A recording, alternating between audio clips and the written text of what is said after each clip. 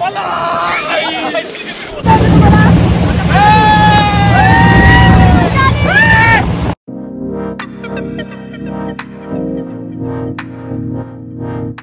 Guys, good morning. आता आम्ही चाललेलो आहोत तारकर्ली बीचला वॉटर ॲक्टिव्हिटीजसाठी. आधी आपण जाणार आहोत स्कूबा डायव्हिंगला. त्यानंतरचे बाकीचे ॲक्टिव्हिटी तुम्हाला दाखवेन. हाय बोल, हाय बोल, हाय बोल, हाय.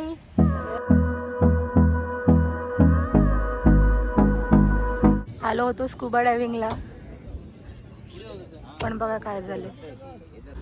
1 2 3 ला करे. 1 2 3. ये निघाली. आपण आता इथे दांडी बीचला आलेलो आहोत वॉटर स्पोर्ट्ससाठी.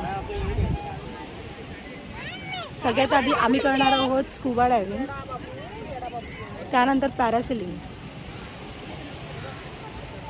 आणि इथे बघा काय चालू आहे. स्कूबा डायव्हिंग, पॅरासेलिंग या प्रकारचे जे ॲक्टिव्हिटीज होते त्यामागे पर पर्सन 1000 रुपये असे पॅकेज होते. पाण्याखाली जाण्याआधी आम्हाला आमच्या ट्रेनरने अंडर वॉटर साइन आणि ब्रीदिंग टेक्निक शिकवली. स्कूबा डायव्हिंग हे खरं तर एक मेडिटेशन आहे, ज्याचा एक्सपिरियन्स पाण्याखाली गेल्यावरच कळतो. स्कूबा डायव्हिंग झाल्यानंतर आम्हाला पॅरासेलिंगला नेण्यात आले.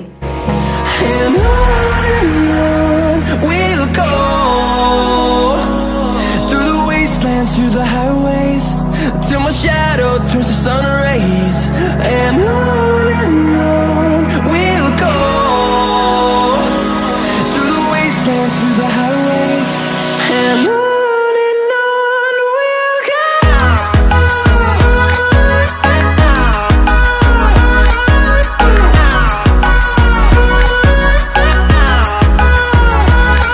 सर्व वॉटर ॲक्टिव्हिटीज करून झाल्यानंतर आम्हाला खूप जोराची भूक लागली होती, म्हणून आम्ही हॉटेल चैतन्यमध्ये जेवायला गेलो, ज्याची चव अगदी घरगुती जेवणासारखी होती.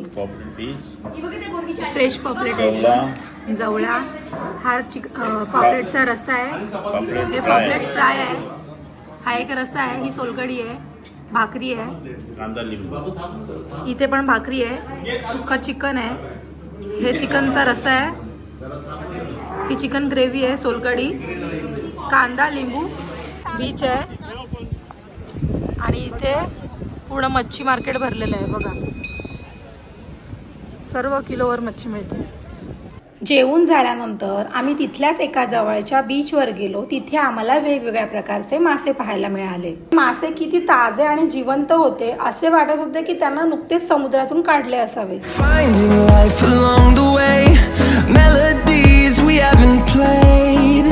किती फ्रेश आहे, माझ्या हाताच्या साईजचा डबल आहे.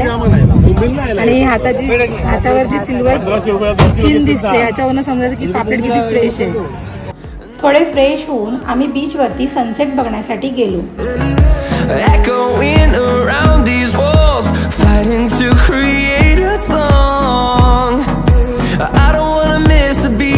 मस्त निवांत बसलेलो आहोत, सनसेट पण पाहिला, खूप छान वाटलं. अशा प्रकारे आमचा हाही दिवस खूप छान गेला. व्हिडिओ आवडल्यास व्हिडिओला लाईक, शेअर, सबस्क्राईब करायला विसरू नका.